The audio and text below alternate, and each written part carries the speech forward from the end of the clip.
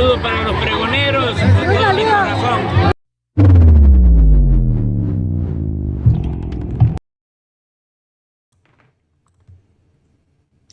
Pregoneros, bienvenidos a una nueva transmisión más. Es un placer estar nuevamente con ustedes. Servidor Irwin Rodríguez, transmitiéndoles desde el día de hoy. Nos encontramos ya a jueves 29 de febrero del 2024. Si nos estás viendo por primera vez, muchísimas gracias por tu tiempo y por tu espacio.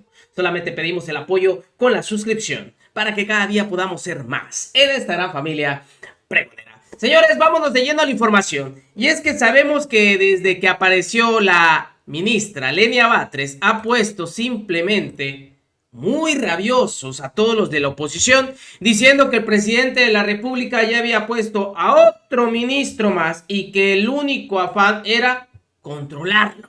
Así es como ellos vienen pintando su narrativa, pero ojo, en esta entrevista, la ministra Lenia Batres, ante esta pregunta que tenía cierto, pues hay que decirlo, picor para dejarla mal, pues simplemente dejó mal parado a René Delgado.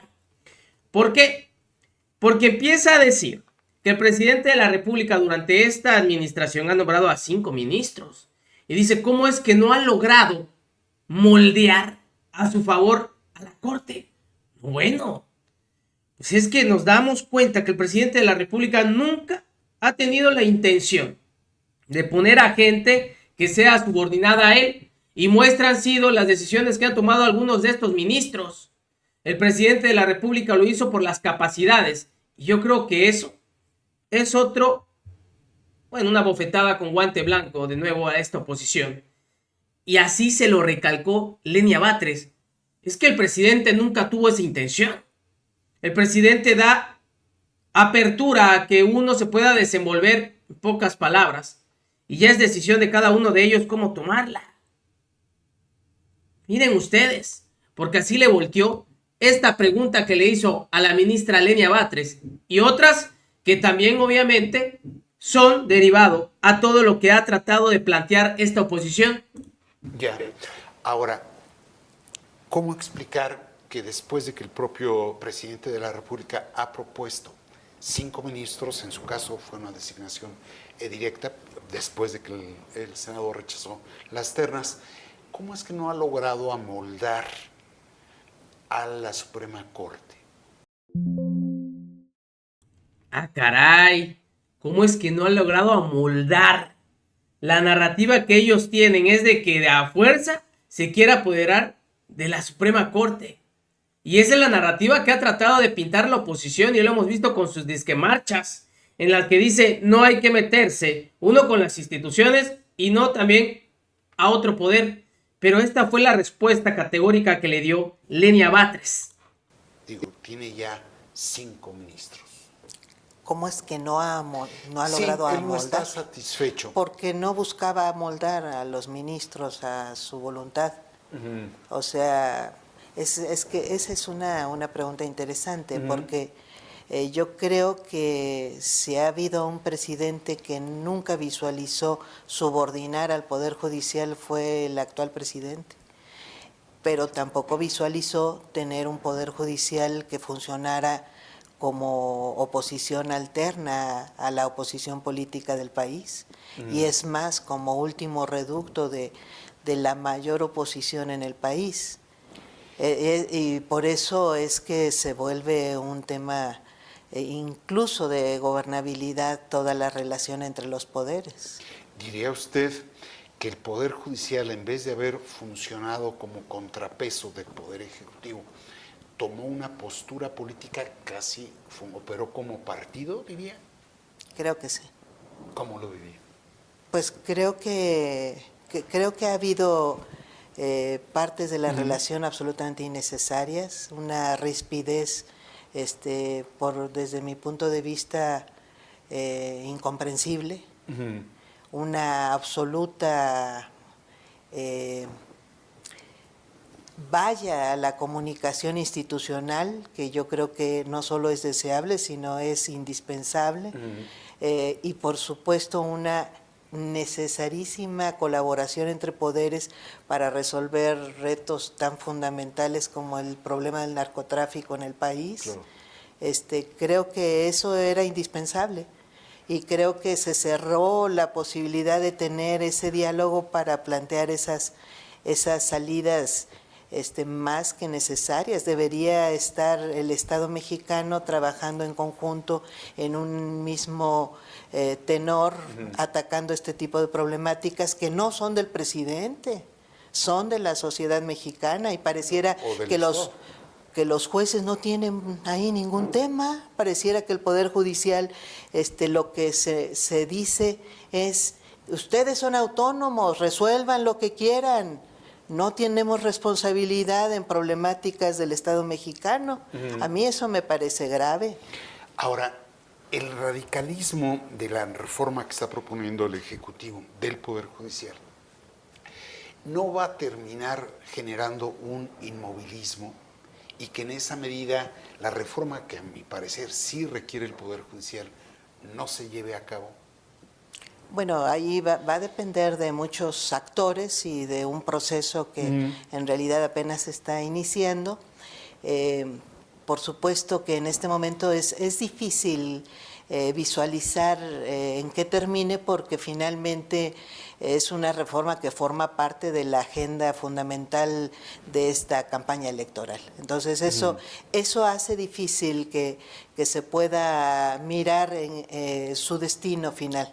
Yo creo que va a ser después de la campaña que pueda pensarse ya seriamente en lo que pueda terminar la reforma. Creo que va a haber tiempo y va a haber más que actores responsables que puedan estar desde el propio Congreso y los demás actores políticos, y del propio Estado y de la sociedad civil y de la sociedad académica participativa en estos temas. Creo que puede abrirse un debate muy interesante. ¿Usted ve el debate en la campaña y en el trámite legislativo en la siguiente legislatura, por decirlo así?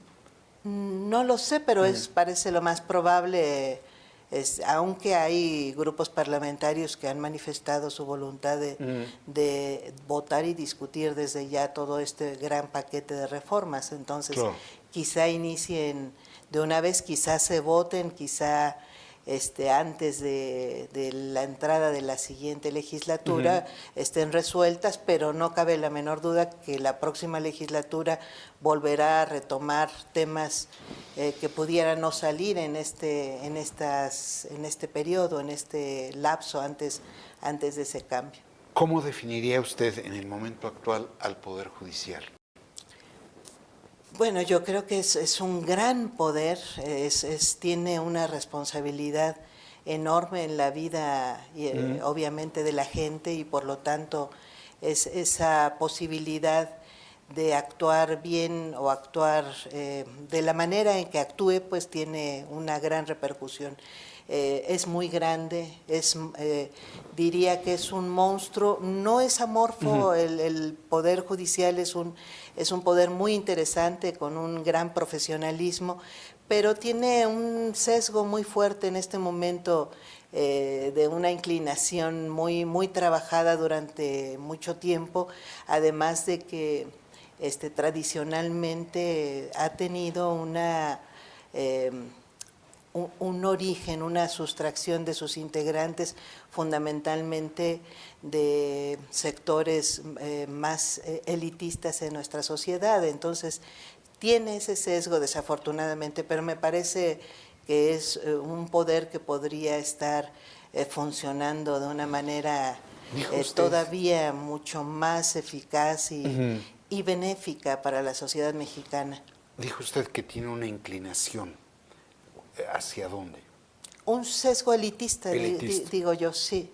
Sí, y unas cabezas que no han sido muy responsables en tratar de llevarlo hacia cauces que a mí me parecen en algunos casos irresponsables.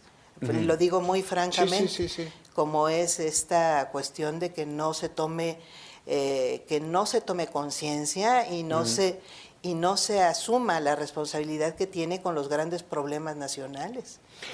Usted dijo en su discurso de toma de posesión que de algún modo la Corte o el Poder Judicial sí tenía un gran activismo judicial en lo relativo al derecho público y al derecho privado, pero no al derecho social. Así es. ¿Qué quiere decir con eso? ¿Falta sensibilidad? Muchísima. Y ahora que he estado ya en la dinámica interna, me ha tocado ya votar cerca de 400 asuntos, más de 300 por lo menos, en los que cotidianamente se plantean, como estoy en la sala, en la primera sala que aborda temas laborales, administrativos y fiscales, pues me toca ver muchos casos sociales, sobre todo de seguridad social, porque a partir de las reformas de pensiones, la gente somete mucho los temas de pensiones a... Como ven, señores, la participación de Lenia Batres, y no solo eso, también al inicio comentó esta situación. ¿Función que debería tener el Poder Judicial? Sí, sí, sin duda Diría alguna. usted, para resumir y poder entrar a lo que era la materia original de la entrevista, diría usted que de los tres poderes de la Unión, si alguien ha suplantado la función de otro o ha invadido la función de otro, no es el Ejecutivo sobre el Judicial, sino el Judicial sobre el Legislativo. Es una buena pregunta, porque no necesariamente. Hubo tiempos en los que el Poder Ejecutivo era los tres poderes y les daba órdenes. E iban incluso los ministros al Palacio Nacional a tomar instrucción de lo que debían hacer. Fueron muchos años, muchas décadas, fue una regularidad, llamémoslo, de relación entre los tres poderes. Incluso más allá de lo que decía el texto constitucional, porque el problema que tenemos ahora es que nuestra Constitución sí le da una supremacía al Poder Judicial, le da la supremacía de decidir cuál es el contenido de la Constitución, y eso significa que tiene la última palabra, que habiendo duda, la Corte decide qué norma es válida, y a veces decide no sobre lo que dice el texto constitucional, sino con algún criterio que en realidad suplanta al contenido constitucional. ¿Diría usted que el Poder Judicial, la Suprema Corte en particular, ha abusado de esa facultad de tener la última palabra? Recientemente yo creo que sí. Y yo creo que todos lo hemos visto, ¿verdad? Las cosas como son, y qué bueno que tenemos ya una ministra que no le tiembla la voz al decir las cosas que son evidenciadas por la mayoría de los ciudadanos. Las cosas como son, señores. Muy bien por Lenia Batres en esta entrevista, y voy así que respondiendo cada una de estas preguntas con cierto amarillismo. Nos vemos, señores, que sigan pasando un excelente día. Servidor Irving Rodríguez transmitiéndoles desde su canal. Recuerden, hay que ir por este plan C, señores, arrasar en el Congreso todo lo que se pueda para no permitir ya que ellos se sigan aparando en el Poder Judicial. Recuerden, la información está ahí y depende de todos nosotros el pregonarla. Nos vemos en una siguiente emisión.